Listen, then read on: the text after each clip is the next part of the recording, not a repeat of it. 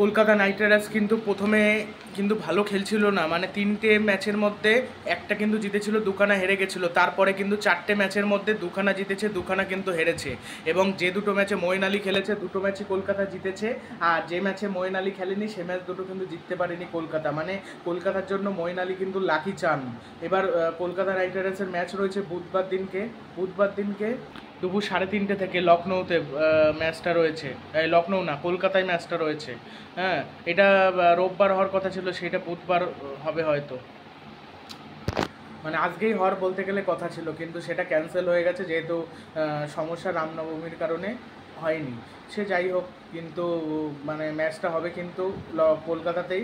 এবং সেই ম্যাচে আমার মনে হচ্ছে কলকাতা নাইট রাইডার্স একদম মানে একই ধরনের প্লেইং 11 খেলাবে, যে প্লেইং 11 আগের ম্যাচ অবধি খেলেছিল সেই প্লেইং 11ই হয়তো খেলানোর চেষ্টা করবে। তো এখন দেখা যাক কলকাতা নাইট রাইডার্স কীভাবে কী সিদ্ধান্ত নেয়। আর কলকাতা নাইট রাইডার্সের আমি একটা জিনিস দেখতে চাই, যে স্পিন উইকেট এবং ভালো ক্যাপ্টেন্সি করুক, ব্যাটিংটা ভালো করুক, চাপে এরকম পড়বে 30 রানে 2-3 উইকেট পড়বে।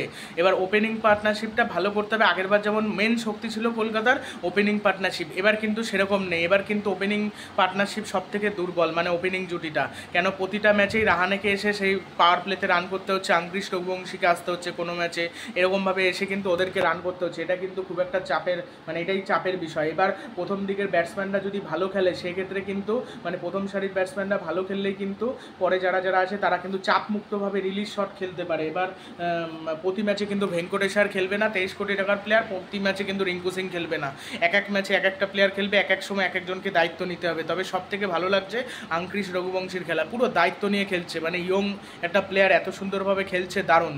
মানে ইনিংসটাকে এগিয়ে নিয়ে যাচ্ছে, পরিস্থিতি অনুযায়ী খেলা উচিত। রাহানেও মোটামুটি ভালো খেলছে, খুব একটা খারাপ খেলেনি। রাহানে মোটামুটি খেলেছে, খুব একটা ভালো না, মানে মোটামুটি। এরকমভাবে যদি ধারাবাহিকভাবে রান করতে পারে রাহানে 140-45 স্ট্রাইক রেটে, তাহলে তো কলকাতার জন্য ভালো বিষয়। ক্যাপ্টেন্সি রাহানের দিক থেকে চেষ্টা করছে ক্যাপ্টেন্সিটা ভালো করার, এটা আমি দেখলাম। আর রাসেলের একদম ফিট না নাকি কি জানি, এটা মানে দেখে মনে হচ্ছে অসুস্থ রাসেল থাকলে যেরকম হয় না, মানে ঠিক অসুস্থ ব্যক্তি কীরকম ফিট না ঠিকঠাকভাবে, মানে বল করতে সমস্যা হচ্ছে, দৌড়াতে সমস্যা হচ্ছে, ব্যাটে ভালো কানেকশান হচ্ছে না, কীরকম যেন হচ্ছে। আর কুইন্টন ডি কক হলো টেকনিক্যাল ভালো, মানে টেকনিক্যাল প্লেয়ার। তো এবার কুইন্টন ডি কক অত মেরে খেলবে না, 40 বলে 55 রান করবে, এটা চাপের মুহূর্তে রানটা করে দিতে পারবে। আর এইবার যে কেকেআরের যে পিচটা হচ্ছে এটা কিন্তু একটু টার্নিং উইকেট হবে। এই পিচে পরে চেস করেও জেতা যায়, আবার প্রথমে ব্যাটিং করেও জেতা যায়। ওই চেস করলেই যে জেতা যাবে এমন কোনো কথা নেই। আর এই পিচে 180-85 রান কলকাতার পিচে যথেষ্ট ভালো ইডেন গার্ডেনে। যদি আগের ম্যাচের মতনই পিচ হয়, আগের ম্যাচের মতনই আশা করি লখনৌর বিপক্ষে পিচ হবে। 5টা ম্যাচ হয়েছে লখনৌ এবং কলকাতার মধ্যে আইপিএলের ইতিহাসে, 5খানা ম্যাচের মধ্যে 2খানা জিতেছে কলকাতা, 3খানা জিতেছে কিন্তু লখনৌ কিন্তু এখন বর্তমানে একদম বাজে ফর্মে রয়েছে। তবে শার্দুল ঠাকুর কিন্তু খুব ভালো খেলছে। শার্দুল ঠাকুর দেখলাম ভালো বল করছে, উইকেট নিচ্ছে। তো ঋষভ পান্ত একদম ফর্মে নেই, এটা একটা সমস্যা। মিচেল মার্শ কিন্তু অসাধারণ খেলছে। মিচেল মার্শ কিন্তু কলকাতার ইডেন গার্ডেনে যদি জ্বলে ওঠে তাহলে কিন্তু সমস্যা হয়ে যাবে, বা অ্যাডিন মাকরামও যদি জ্বলে ওঠে সেক্ষেত্রে কিন্তু সমস্যা হয়ে যাবে। আর নিকোলাস পুরান তো অপ্রতিরোধ খেলছে। নিকোলাস পুরান কলকাতার বিপক্ষে খেলবেই, কারণ নিকোলাস পুরানকে আটকাতে পারবে না। আটকাতে যদি পারে সেটা একমাত্র সুনীল নারিন, তার কারণ সুনীল নারিনের বল এই নিকোলাস পুরান খেলতেই পারে না, এর বিরুদ্ধে একমাত্র আউট হবে। আর দেখা যাক। আর রিঙ্কু সিংও কিন্তু লখনৌর বিপক্ষে জ্বলে ওঠে, সেই 2022 সাল থেকে দেখে আসছে। লখনৌর বিপক্ষ দেখলেই যেন ভালো জ্বলে ওঠে রিঙ্কু সিং। সেই জন্য দেখা যাক রিঙ্কু সিং কেমন খেলে বা কী বৃত্তান্ত।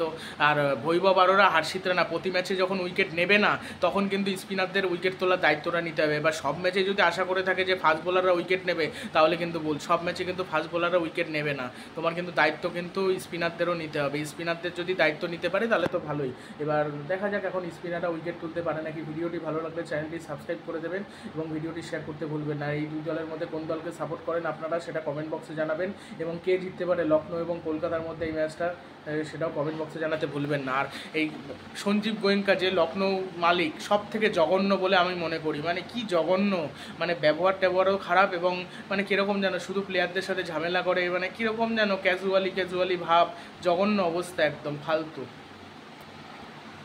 আর লখনৌ আর কলকাতা নাইট রাইডার্স এই দুই ম্যাচে এইবার দেখতে চাই যে ঋষভ পান্ত কেমন খেলে। ঋষভ পান্ত আবার কলকাতার বিপক্ষে জ্বলে না ওঠে ইডেন গার্ডেনে কেমন খেলে পান্ত। এর আগে কবে ভালো খেলেছিল আমার মনে পড়ছে না, বাট স্পিনটা তো মানে খারাপ খেলে না ঋষভ পান্ত, মোটামুটি স্পিনের বিপক্ষে অ্যাটাক করে, কিন্তু সেই জন্য দেখতে হবে যে কলকাতার এগেনস্টে কেমন খেলে। সুনীল নারিন আর বরুণ চক্রবর্তীকে যদি এই ম্যাচে সামলাতে পারে তাহলে লখনৌ জিতবে। এবার যদি এগিয়ে রাখতে হয়, আমি কলকাতাকে এগিয়ে রাখবো 60%, 40% এগিয়ে থাকবে হলো লখনৌ সুপার জায়ান্টস। এবার দেখা যাক কোন দল জেতে।